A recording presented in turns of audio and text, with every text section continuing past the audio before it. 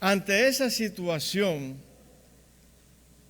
que se presenta en la realidad práctica, el ginecobstetra ha respondido recurriendo a lo que se llama medicina defensiva, como una forma de protegerse ante una eventual demanda y ante una situación que ponga en peligro lo que son sus bienes, así como lo que es inclusive su propia libertad.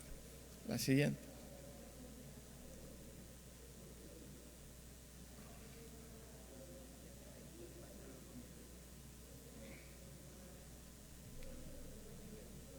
Ok, gracias.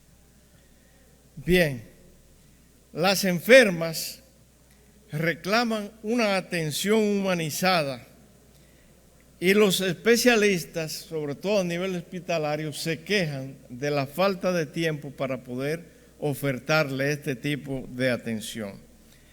Así que cuando el resultado no es el esperado por la paciente y su familia, entonces estos sienten la necesidad de reclamar legalmente por ese mal resultado. Así surgió lo que se llama la industria del juicio, que afecta a todos los protagonistas del área sanitaria y con el paso del tiempo, en vez de disminuir esta industria, lo que hace es que crece y se expande de manera importante. Para un buen profesional es importante no perder de vista que tanto la palabra escrita como la oral que diga a sus pacientes puede herirla importantemente o bien puede estimularla, pero nunca es inocua lo que se le dice a las pacientes. Como consecuencia de estos, como ya les había dicho, las demandas son un gran negocio porque implican la obtención de un dinero relativamente fácil y en buena cantidad para el afectado.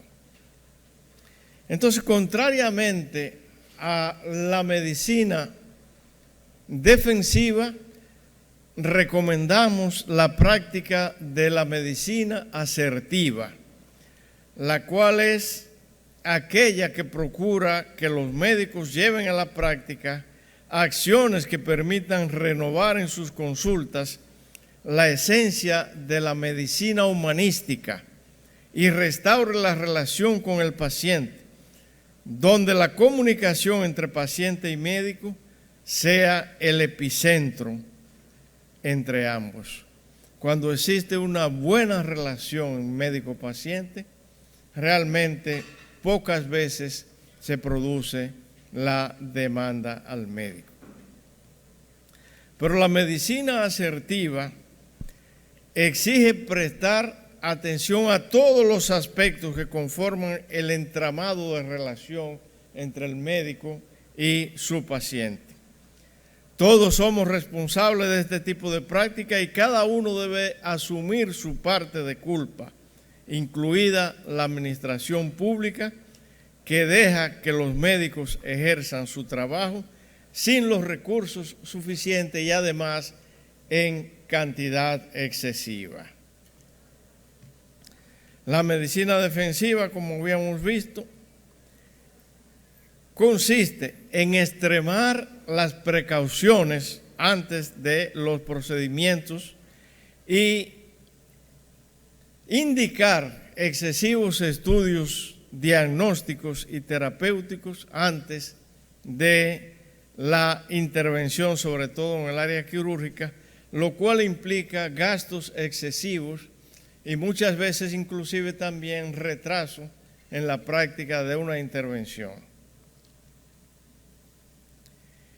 El abuso de la medicina defensiva, que en la actualidad alrededor del 75% de los ginecobstetras admiten que recurren a ella, es, como ya señalé, que implica gastos importantes y retrasos en el tiempo.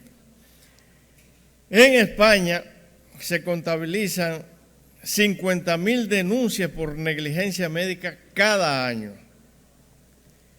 Y fíjense ustedes lo que dice el Colegio Americano de Ginecología y Obstetricia. Ellos dicen, un ginecobstetra tipo lo consideran de 47 años de edad, con 16 años de práctica profesional, y este ha sido demandado en 3 oportunidades.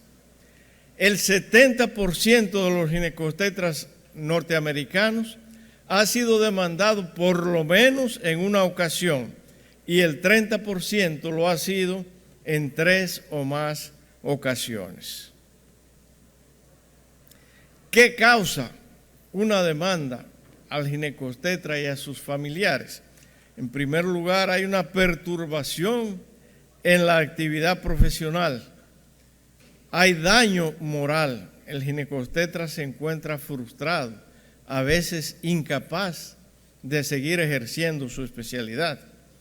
Pero también el compromiso que él adopta para llevar salud a sus pacientes se ve comprometido porque él se siente en cierto sentido agredido por sus pacientes. Y hay alteración de las relaciones familiares, como ya señalé, y además se pone en riesgo el patrimonio familiar.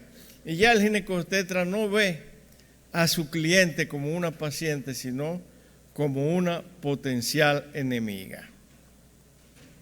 Otra de las cosas que ocasiona el síndrome judicial es la incertidumbre futura en cuanto a el ejercicio de la profesión, el estrés laboral que le genera, que inclusive muchas veces lleva al ginecobstetra a tener que requerir auxilio psiquiátrico, posible cargo de culpa sospechado por pacientes y colegas, porque los otros lo ven como que él realmente fue el culpable, y esto afecta su tranquilidad espiritual y le genera apatía en cuanto al ejercicio profesional.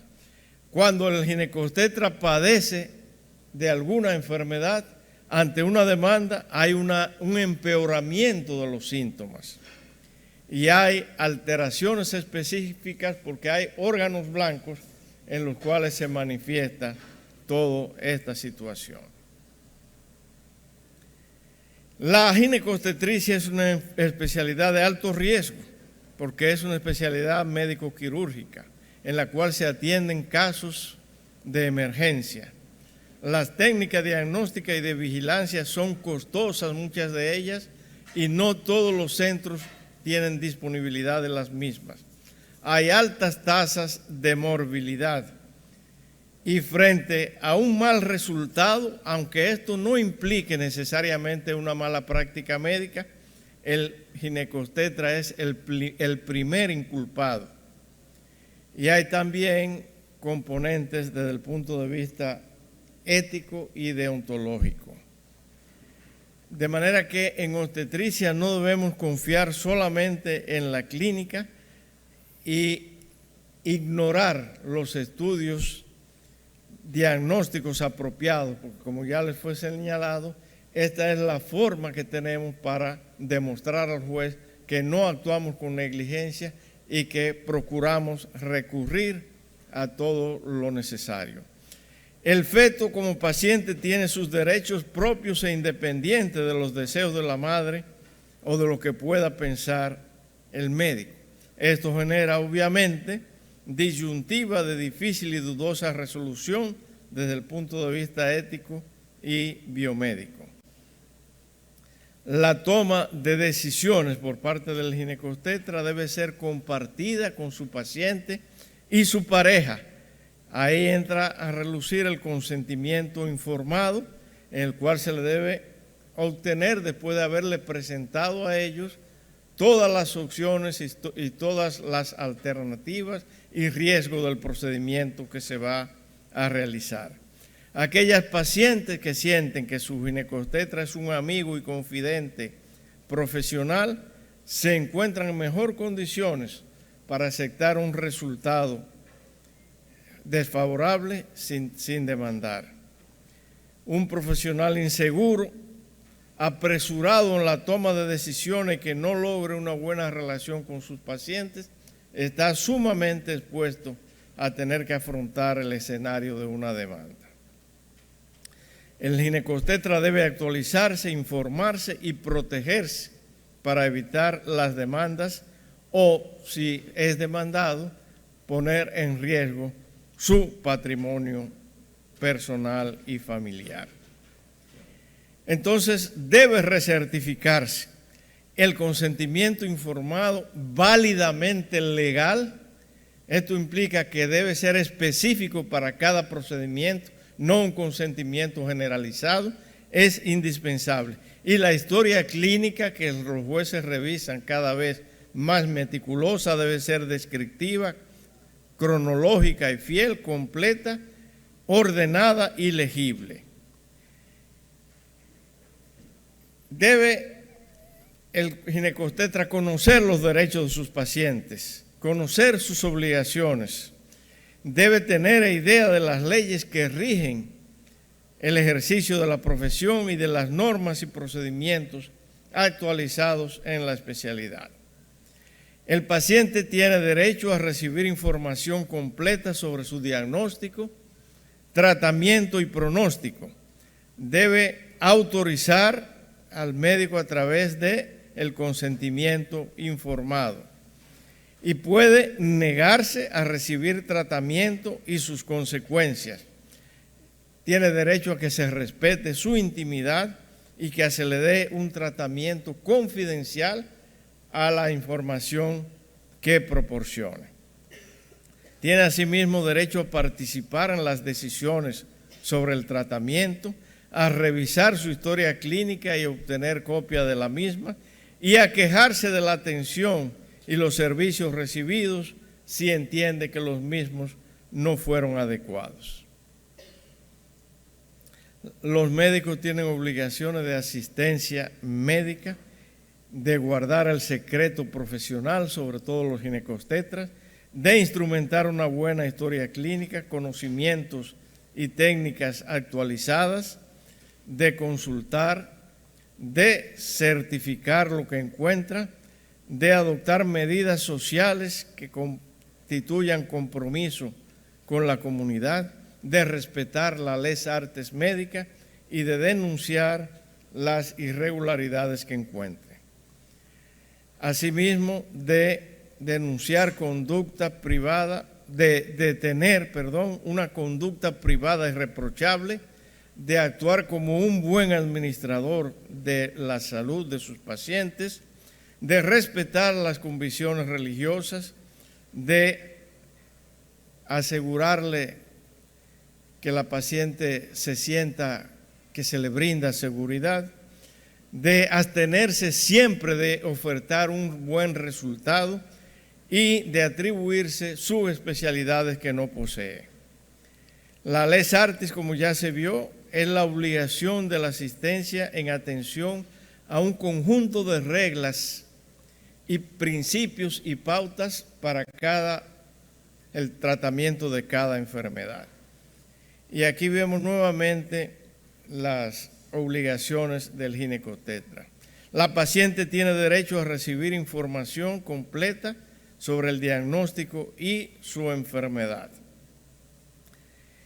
En cuanto al embarazo, el ginecobstetra debe llevar un registro completo de los datos del mismo, una documentación adecuada, la edad gestacional y llevar los estudios de laboratorio y gabinete, niveles de atención adecuados y derivación cuando lo necesite. Debe hacerle siempre diagnóstico prenatal, utilizar si es necesario los métodos invasivos y la ecografía. Debe asimismo llevar el vigilancia de todo lo demás y hacer los análisis de laboratorio que están establecidos. pero debe hacer una correcta semiología, una buena historia clínica, ajustar sus indicaciones quirúrgicas, el consentimiento, como ya vimos, la descripción correcta de la intervención realizada, describir las obligaciones cuando las hubo y realizar la evolución diaria de su paciente y, en caso necesario, solicitar interconsulta. Los médicos ginecobstetras pueden y deben luchar por reducir al máximo las demandas adoptando estas medidas que ya he señalado. En los países con mejor legislación han recurrido a crear fondos de compensación para cuando una paciente se sienta que obtuvo un mal resultado, sin necesidad de demandar al médico, se le otorga una indemnización, pero aquí estamos todavía lejos de eso. Y algunas estadísticas permiten demostrar que cada año fallecen entre 44 y 98 mil personas por errores médicos. Esto hace que los errores médicos sean la 8ª causa de muerte. Esto no quiere decir que los médicos sean malos, sino que son seres humanos que tienen las limitaciones propias de los seres humanos y pueden equivocarse, sobre todo en una actividad que implica riesgo como es la atención de la paciente ginecobstétrica. Y no solo hay que educar a médicos y a pacientes, sino que es necesario reflexionar y tomar siempre en cuenta los aspectos deontológicos que enmarcan lo que es las condiciones de actuación del médico ginecobstetra, tomando siempre en cuenta los avances científicos y tecnológicos y además lo que es la deontología médica. Y quiero finalizar con una frase del maestro Ignacio Chávez, creador del Instituto Nacional de Cardiología de México, que tantos dominicanos han tenido oportunidad de formarse allá. Decía el maestro Chávez: sobre nosotros caen en los últimos tiempos acusaciones de toda índole. Los enfermos se quejan del poco interés humano que advierten en el médico, de su arrogancia en el trato con ellos, de su negativa a darles explicaciones o siquiera un consejo, del aire de estar siempre deprisa, del alto precio de los servicios médicos que no están, según ellos, en consonancia con lo poco que reciben. Un grado más y la queja se vuelve una acusación. Teniendo siempre presente esta reflexión del maestro Ignacio Chávez y todas las demás recomendaciones, seremos capaces de prevenir la demanda médica. Muchas gracias.